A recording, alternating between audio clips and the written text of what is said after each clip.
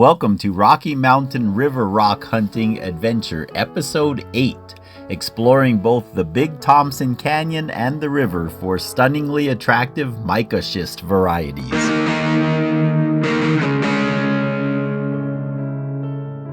Most of this tight, winding canyon near Loveland, Colorado is a fascinating world of bright, shiny mica in nearly all of its forms. Here's a look at today's adventure. Yeah, I'd say just stop anywhere you can now.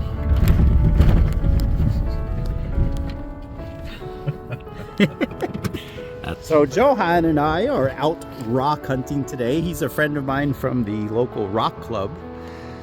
And we're coming up the Big Thompson Canyon. We have stopped at this first road cut, which is all mica schist. And we're looking for things like the Tourmaline in mica schist, or nice folding and rippling and things of that nature. Just any cool rocks. He wants some rocks for his yard, and of course I always want rocks for my yard. So we're gonna poke around here for a little while. This canyon, one thing about it is there are very few places to pull off, so we have to seize the moment when we see one.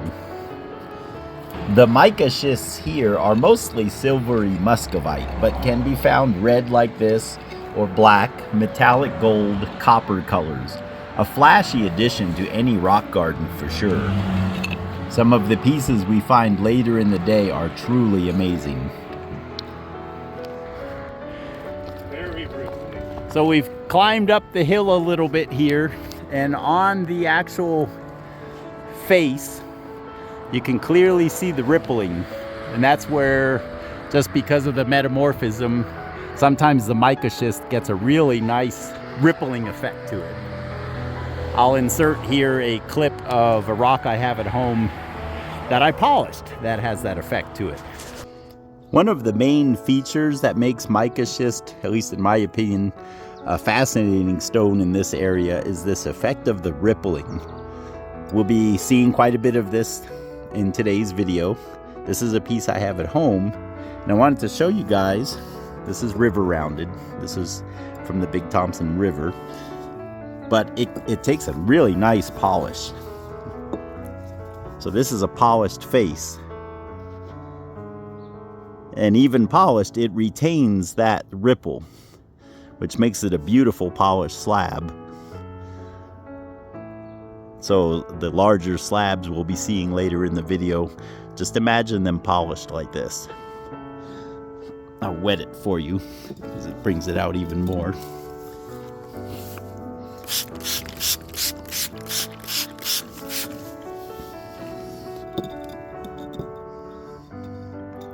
Beautiful sheen, I guess we would call that. There's the sun.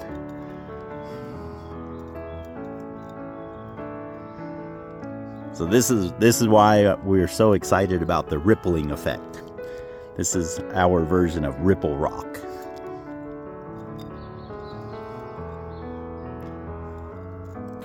But here is so a lot of what we're finding is the mica schist wraps and folds around lenses of granite intrusions or veins.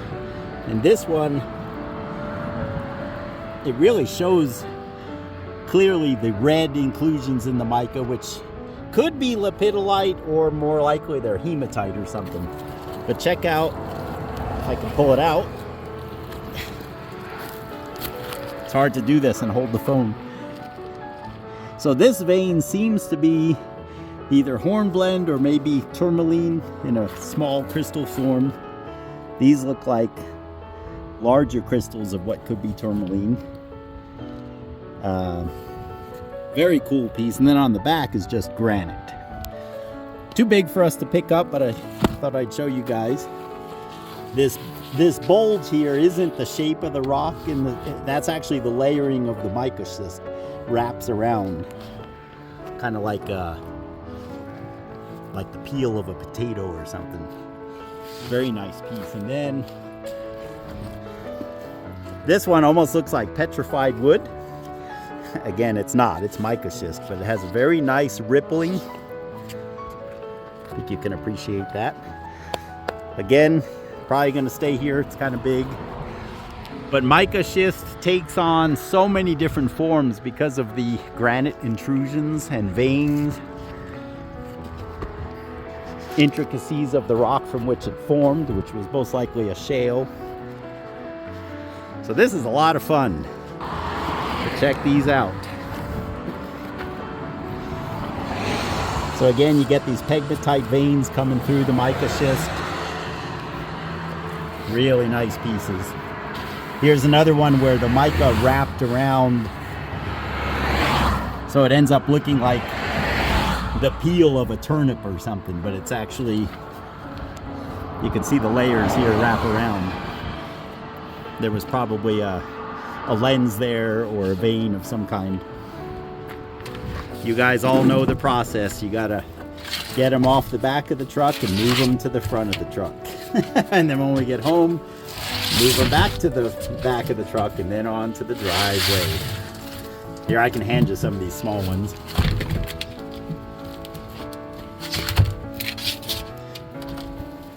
Yeah, this is nice.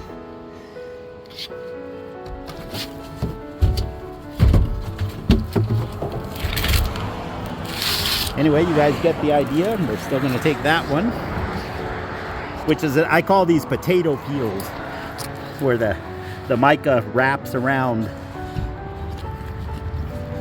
Yeah, here you can see how it folded.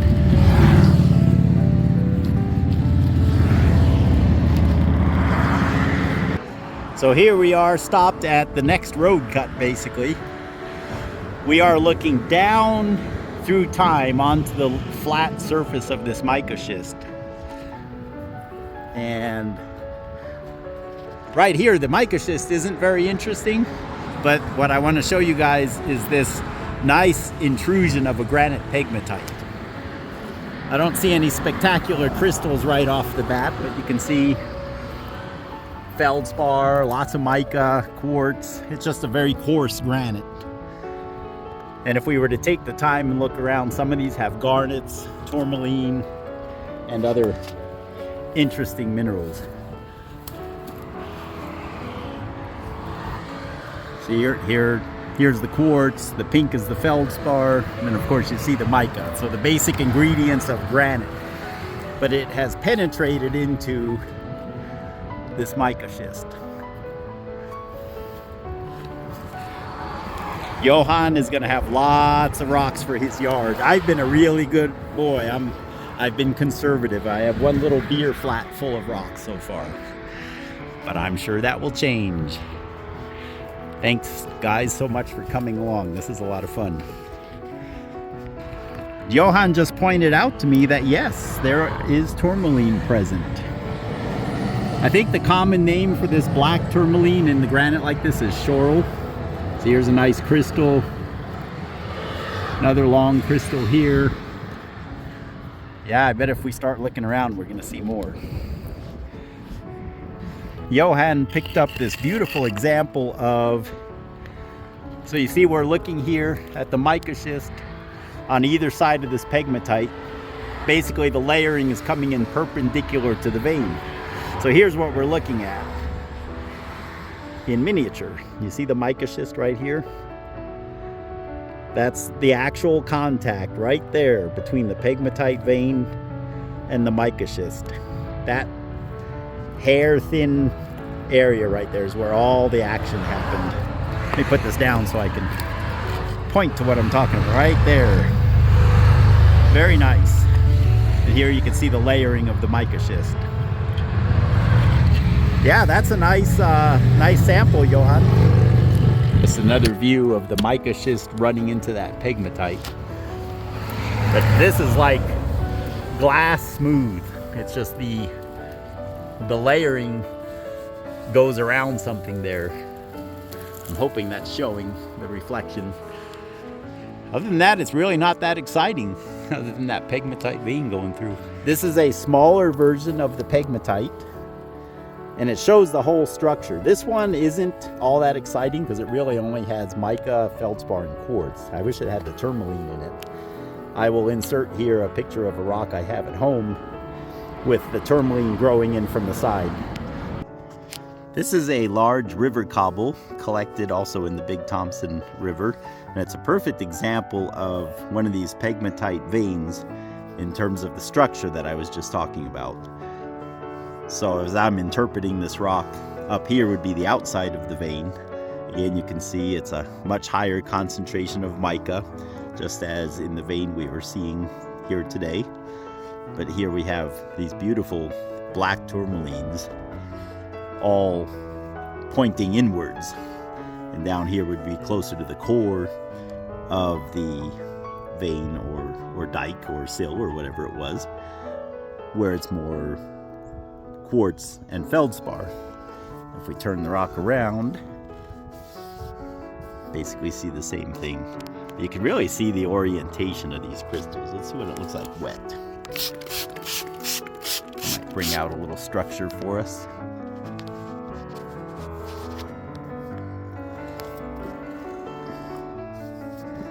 I wish every rock would spin that easy.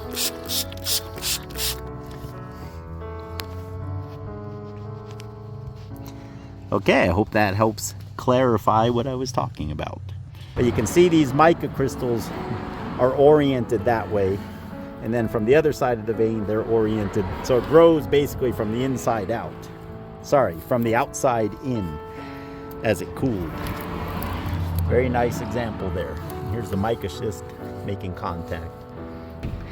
All right, after poking around a little bit, I found this piece which shows, again, we're talking about these granite pegmatite veins that go through this hill here.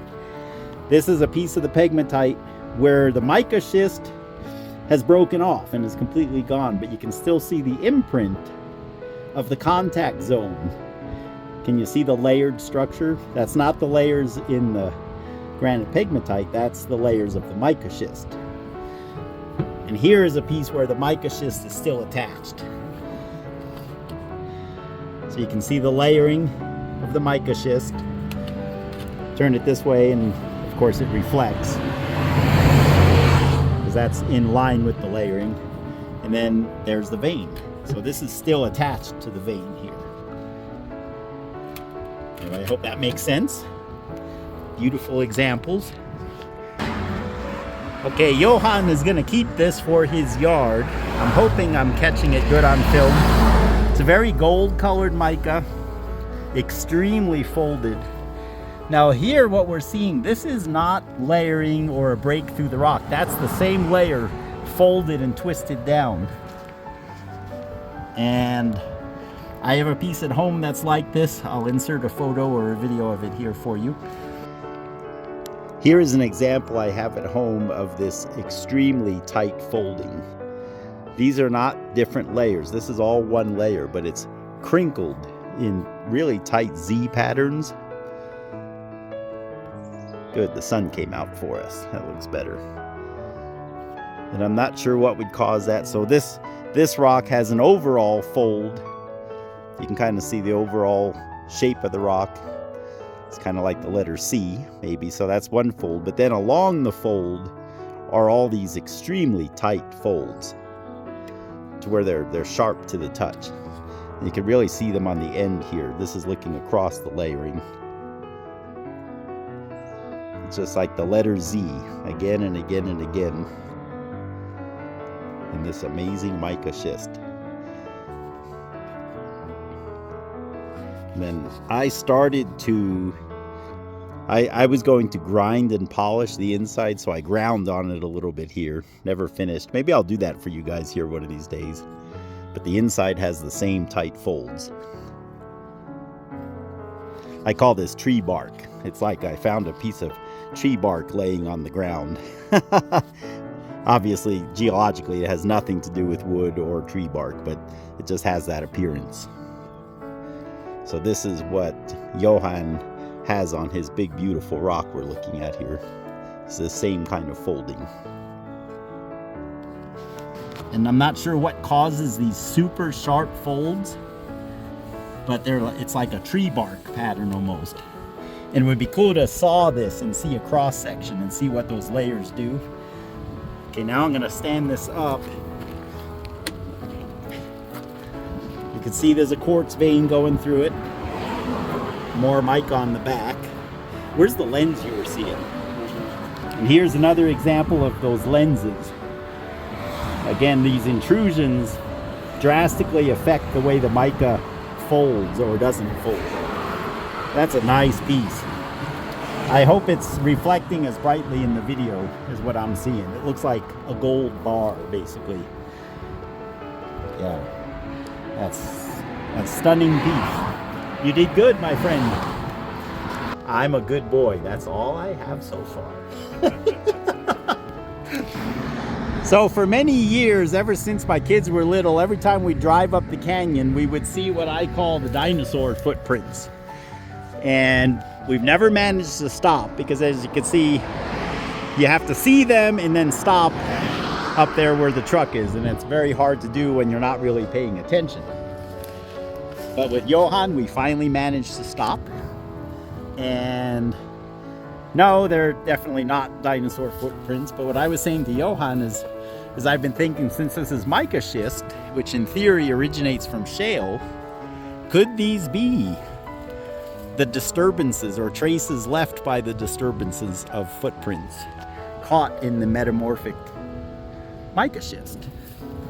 But upon closer inspection, you notice that these patches are a coarser grain and they have veins going in two different directions through them. Those of you into geology, I'm really hoping you'll come through for me. But they're all across this face. They even go up over there, more over here.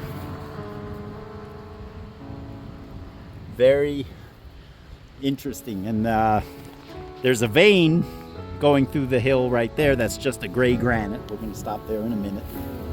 Now here it looks like either somebody did it on purpose or it just busted out. But this is where one of those patches broke out of the rock here. To me, it looks like somebody hammered. Yeah, you can see it's definitely dinged up here. So in somebody's basement, they hacked out one of these. Oh, until we have a better term, I'll just call them footprints. But so I'm not the first one to stop here. Yeah, they go all the way up there, don't they? And it's on this layer only. Uh-huh. Yeah, the layer right next to you does not have them. So that's what makes me think these could be, we would call them trace fossils, I suppose, because they're not the actual footprints, but rather an imprint left in the metamorphic rock by irregularities that were in the sedimentary rock. And there's the granite vein up above. Let me know what you guys think. Again, this is on Highway 34 between Loveland, Colorado and Estes Park in the Big Thompson Canyon. Beautiful area on a beautiful day. Here, Johan and I walked down a little ways. You can see the footprints in question over there. And then if you remember, there's like a 5 or 6 inch thick layer in addition laying on that. And now we're looking at those layers and there are none of those. So it's only on that layer. I'd like to talk to the guy who chiseled that one out of the hill and wonder what he found out. If you are him and you happen, or her, and happen to see this video, let me know. These anomalies appear to all be on one exposed layer, which was the Earth's surface at some point in the deep past, now a smooth, metamorphosed, undulating sheet of mica schist. Can you notice though that the whole exposure itself is a huge wave or fold? So this, to the touch, is like perfectly smooth. Feels kind of like fine sandpaper maybe, and it's just mica all the way around. Do you see how the ripples, it's slightly more rippled around this inclusion. Yeah, here's a nice deep ripple right here. So this was obviously a disturbance. whether in the original shale or in the mica schist. And then this is a lot rougher, but still overall flat. And the mica looks more like biotite as opposed to muscovite, just blacker. Anyway, just trying to show you guys as much detail of these features in the hopes that someone will enlighten me as to what they might be. Again, they go all, they're only on this layer. They're not in those other layers. Looking forward to what you might tell me. Okay, we walked a little ways further. There are the footprints over there. We've come over to one of these granite veins. See, now instead of being pegmatite veins, they're just veins of what appear to be granite. Granite, some kind of granitic rock intrusions. But what's unique about these is they have these fractures. There's probably a hairline fracture there. I'm not seeing it with my naked eye. It might show up in the video. And then iron of some kind got in there and colored it along those fractures. There's always something new at literally every stop we make.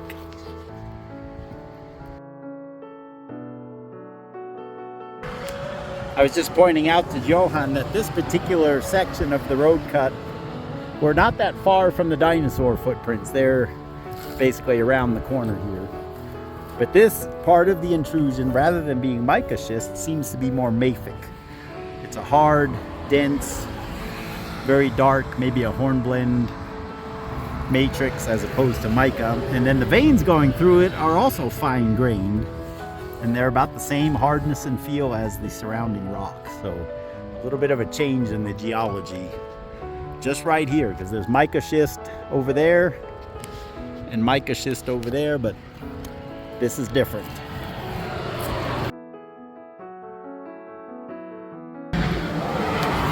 Johan just saw this up on the hillside.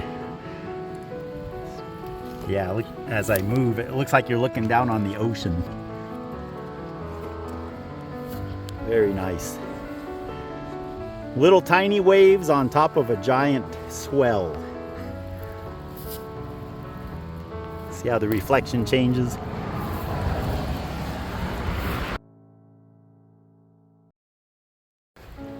So I was looking at this beautiful ripples here. Yeah, that'll definitely, this is like a mirror surface, this mica. Here's my hand so you can tell how big it is. Goes all the way up the cliff. You see this layered structure right here? Wow. Anyway, at the foot of this little outcrop, Johan pointed this out. You guys remember earlier I was saying how the mica is kind of like a potato peel. It wraps around the veins and the lenses of any inclusions. And here's a perfect example of a lens. We could almost call this like Ogden gneiss. I mean, this is not gneiss, it's mica schist, but that's the pattern. It looks like an eye. And the mica layers fold around it. So here we're looking at a piece of Ogden gneiss from the Cache-la-Poudre River, totally unrelated to the mica schist we're talking about today. But I just wanted to point out the pattern of these eyes. You can see how the mica and other minerals, in this case quartz, mica, it looks like, wrap around the harder garnets in this case. So I hope that clarifies what I'm referring to when I say that the mica is similar to a turnip peel or a potato peel wrapping around these lenses and inclusions. This rock is also clearly very rippled, most likely has intrusions inside it as well. But sometimes they're just wrinkled from the metamorphic process, as in the case of this right here. Yeah, that would be a nice patio slab right there.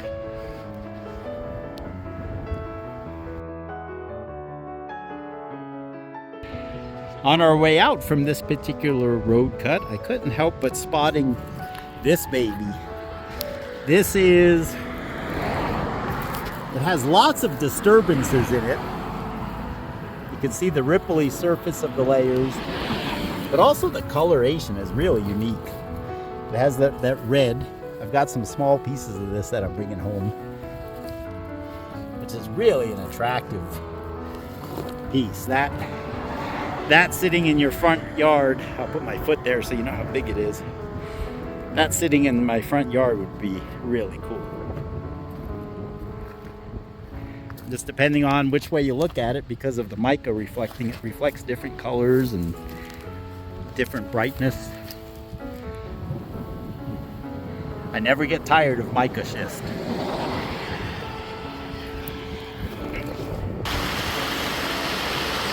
Well, we're gonna start heading back down the canyon now, but we're gonna stop at a few places along the river. This is the Big Thompson River. This particular spot is where I found that large mica schist with tourmaline years ago. This is a larger version of the tourmaline in mica schist that was collected probably about 20 years ago now at this same location along the river. You can clearly see the tourmaline needles. This rock is nice and smooth, very well shaped by the river. Has some interesting pegmatite veins going through it. And I cut and polished a surface here to show the tourmaline. But this is what we were looking for.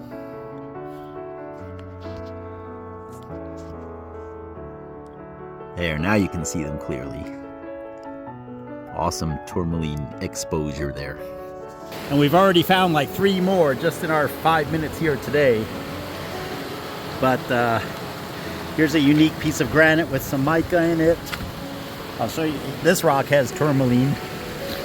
A little too big to keep though. But you can see they're very weathered. You can see the crystal structure. This area was flooded in a terrible way in 2013, I guess it was. So there are pieces of carpet and stuff. There's garbage mixed in here with some really cool rocks. Look at that.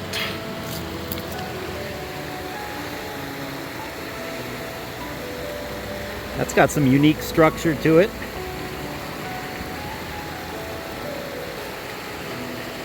Kind of crumbly, muscovite mica.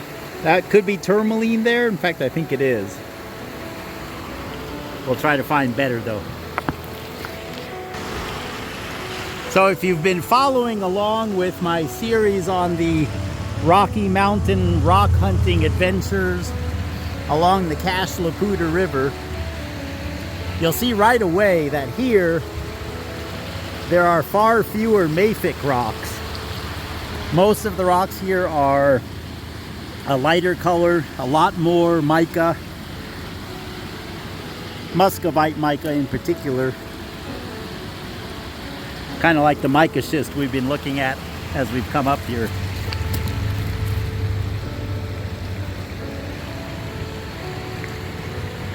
Just a different mix of rocks. But then especially we're trying to find those tourmaline needles in the granite pegmatites or in the mica schist. A lot of the rocks here are big. Look at this. Looks like just a granite, but it had a pegmatite vein, and look at all the tourmaline. Beautiful tourmaline crystals. Johan spotted this. I think it's gonna stay here though. That is a nice rock.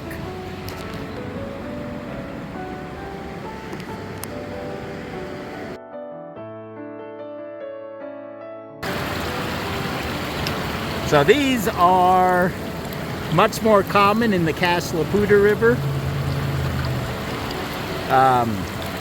Johan and I are talking about this one, whether we should take it or not. I kind of said no because it's only on the surface. The rest of the rock is pretty plain, and we're far from the car. But I do want to show you guys these eyes, for lack of a better term, and they seem to have garnets or something in them. They're hard, they protrude from the rock. Interesting. These pegmatites that are just loaded with mica, muscovite mica, are very common. So we don't even pick these up. We're trying to find them that have tourmaline or garnets or something interesting. They're really pretty though, really sparkly when they're dry. But I've already got some. We'll keep looking here. This is really nice. All right, we're just about to lose the sun behind the cloud again, but I want to show you guys.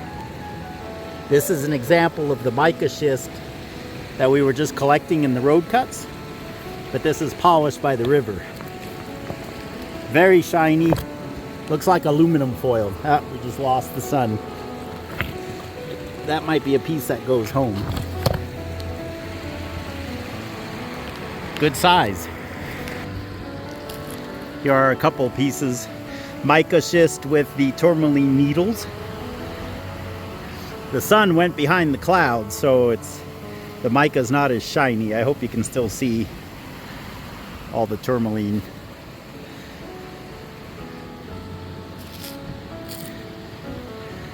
This one, they're even smaller. Our hope is to find large tourmaline needles. This is my friend's pile. Looks like he's already finding some nice stuff too. There's some nice tourmalines there. Johan, my most sincere apologies. When you were here yesterday and I was showing you the other rocks from the Big Thompson River that I do have in my collection, I forgot to show you this one. These are the larger tourmaline needles in the mica schist. And I actually started cutting on this. I was going to polish it. Yet another project I need to finish up for you guys. Anyway, this is from the Big Thompson, and also just quickly mention the graphic granite. Johan really wanted to find some of this, and we found a big piece, but we ended up leaving it there just because of its size. We just need to go back again. And he also found a nice piece of this material, which looks like tourmaline, but it's probably something else, and the rock is extremely hard. This is not mica schist. It's some kind of I don't know. I'll leave it at that. Maybe it's quartzite. I really don't know. But it's super hard. I cut and polished a face on it, and it was really hard to cut. I just remember it being quite a bit of work to cut. Yeah, some nice needles there. Your classic graphic granite. Again, the feldspars in the Thompson River tend to be more this yellow color. There's not as much of the pink, although we did see quite a bit of it yesterday. But this is much more common in the Cashlaputa River. Well guys, we didn't get to spend as much time in the river itself this time around, since the mica schist and other fascinating discoveries along the road cuts on our way up took up much of the day. But this just means we get to come back again at some point. You have seen both what we found in the short time today, along with a few examples that I collected in the past and showed here, on similarly short trips, by the way. I am sure that there are still countless new discoveries to be made here. We just got done with our little stop at the river, and I said to Johan, hey, don't get in the truck yet. Look at this. So the sun is not out, so this hardly has the shine that it would. But can you see that tight ripple? If we were to polish this flat, it would look like, yeah, see if I move my camera, you can kind of see how the reflection changes. So when you polish this, it retains that look, and it looks like you're in a plane looking down on the ocean or something. Super shiny, it's like mirror shine. But this is nice, it has a little pegmatite vein going along, but you can see it's huge. And Johan is, why we're up here, the main reason is to get rocks for his yard. And I didn't realize what big stuff he likes. He's my kind of guy. We're gonna try to We might try to thin this down, make it more into a slab. That's kind of a scary thing to do, but I just wanted to show you guys that ripple. It's all over here. Mica schist is amazing. Most of it doesn't have the ripple effect, but that one does. Yeah, that's a nice rock. All right, my friend, let's figure out what we're gonna do here. So just to get this to where we can hopefully pick it up, Johan is going to try to break that whole section off. Watch your eyes. I mean, if we can get 20 pounds off, we might be able to pick the thing up. And of course, mica schist cleaves readily. There we go. Nice. Perfect. Yeah. I don't know. If it looks like they're going to come off easy, but I think you got the biggest chunk off. 10 pounds is 10 pounds that we don't have to carry.